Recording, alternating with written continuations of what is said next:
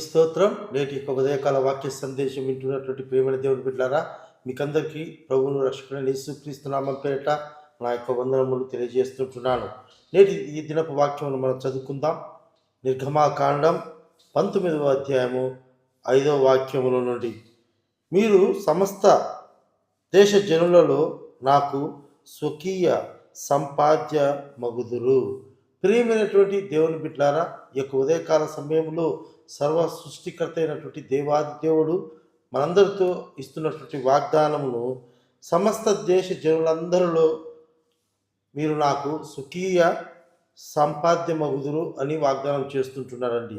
దేవుని యొక్క ప్రజలుగా, దేవుని యొక్క సంపాద్యముగా మనము ఉండాలి అంటే ఈ ప్రపంచంలో ఉంటున్నటువంటి కొన్ని వందల దేశాలలో దేవుని నమ్మినటువంటి ప్రజలు, దేవుణ్ణి ఆరాధించేటువంటి జనులు దేవుని సంపాద్యముగా ఉంటారు అని దేవుడు వాగ్దానం చేస్తుంటున్నాడు. అయితే దేవుని నమ్మినటువంటి వారే సంపాద్యం అవుతారా అంటే అది కాదండి. దేవుని ఎరిగినటువంటి వారు మాత్రమే దేవుని సంపాద్యము, దేవుని జనుగా కారు.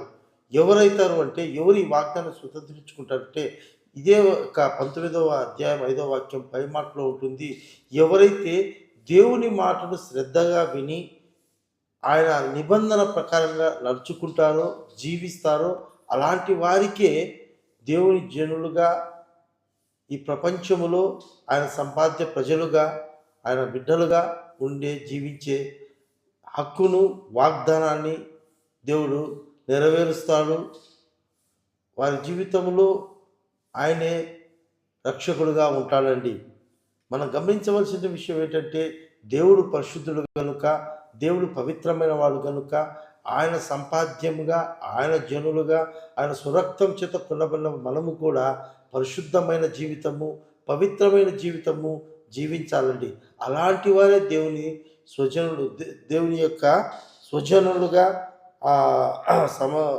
ఆయన స్వకీయ జనులుగా, సంపాద్య ప్రజలుగా ఉంటారు. కనుక ఈ మాట ఉంటున్నటువంటి దేవుని బిడ్డలారా, మనమందరం కూడా మందిరానికి పోయినంత మాత్రాన, వాక్యం చదివినంత మాత్రాన, క్రైస్తవుగా పిలువబడినంత మాత్రాన మనము ఆయన సంపాద్య జనము కామండి, స్వకీయ జనము కాము.